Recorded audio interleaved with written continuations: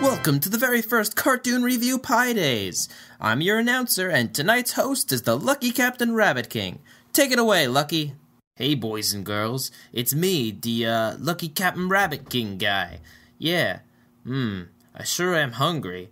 Any of you boys and girls at home want to share some of them Lucky Captain Rabbit King nuggets? Oh, with the corn crisp cashels and chips?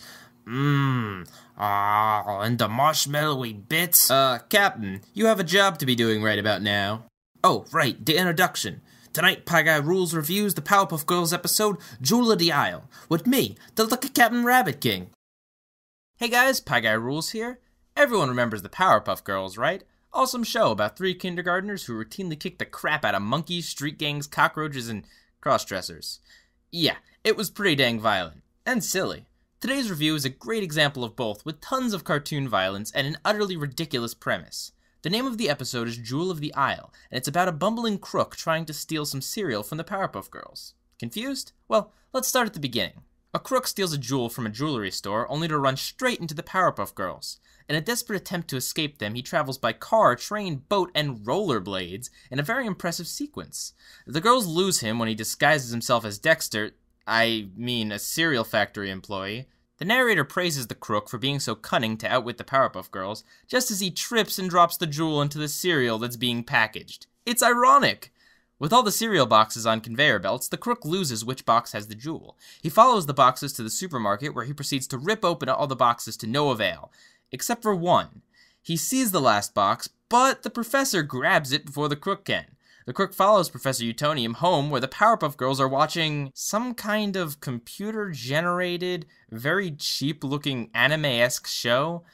Alright, so up to this point in the episode, everything was all set up, where we see the crook getting progressively more crazy and desperate to get the jewel. Now comes the parody. This weird CGI show we see the girls watching, called McAnimals, is a mishmash of all sorts of Saturday morning cartoons at the same time, from the Transformers concept to the weird anime-esque dialogue and transformation sequences. When McAnimals goes to a commercial, we see another Saturday morning cartoon staple, a cereal commercial.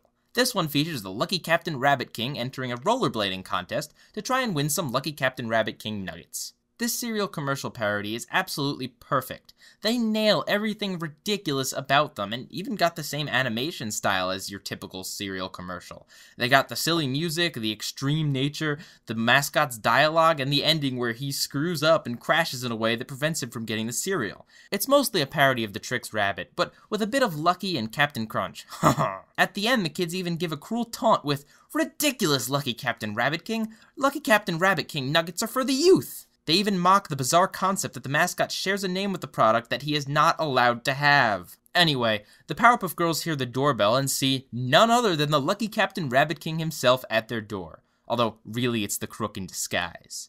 The girls collectively squee and invite him in. He tries to take the cereal, but just like in the commercial, the girls won't let him have it, and say he needs to trick them.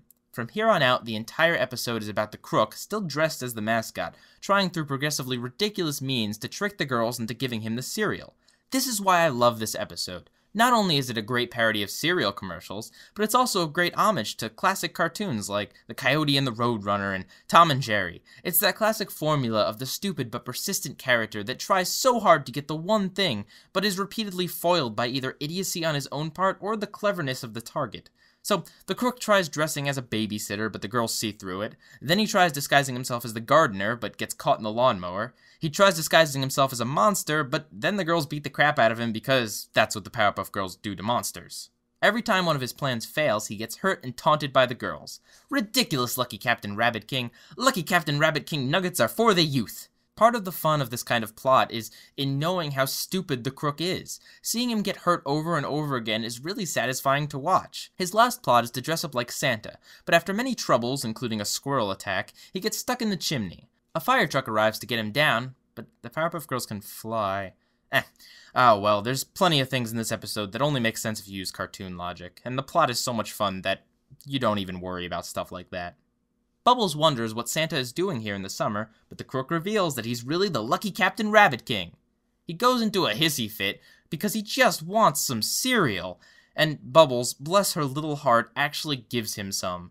At this point, the Crook is so crazy and overwhelmed, he actually believes he is the lucky Captain Rabbit King. He rips off his mask and scarfs down the cereal while spouting off how great it is, until the jewel he has long forgotten about falls into his mouth. The Powerpuff Girls yet again beat the crap out of him and send him to jail, Blossom taunting, "Stupid unlucky captured robber dude, jail is for you." So once again, the day is saved by green buttercups, blue bubbles, and pink blossoms. The Powerpuff Girls, part of this delicious, nutritious breakfast. And that's the episode. Now, you might be wondering why I chose to review this one. To be completely honest, I just randomly picked an episode on Netflix to watch one night, and this happened to be the episode. I honestly don't remember it, which is surprising because I have a near encyclopedic knowledge of a lot of old cartoons that I used to watch, as you guys may well know. But the episode really surprised me. I mean, yeah, it's not the best Powerpuff Girls episode, but there is a lot about this episode that really works. It has some really awesome parody of cereal commercials, which are things that don't get made fun of enough. I mean, think of how ridiculous cereal commercials really are. And it's also got that great element of the classic cartoon formula that you really don't see anymore. In a way, I'm glad that cartoons have evolved beyond the point of just needing that, but at the same time, those kind of plots still should exist and should still be celebrated because it is a very basic premise, but it's a premise that works. As much as I really like more serious story arc driven shows like Avatar: The Last Airbender, it is really nice to just occasionally see a show that's just silly and doesn't rely on other episodes for you to know what's going on.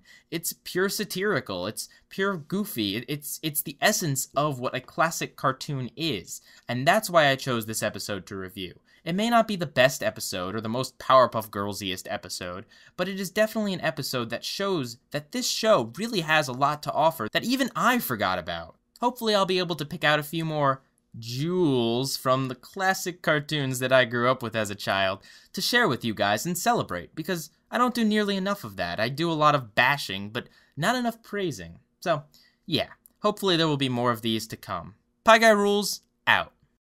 Well, that's our show for tonight. Tune in next time to see the next Cartoon Review Piedays.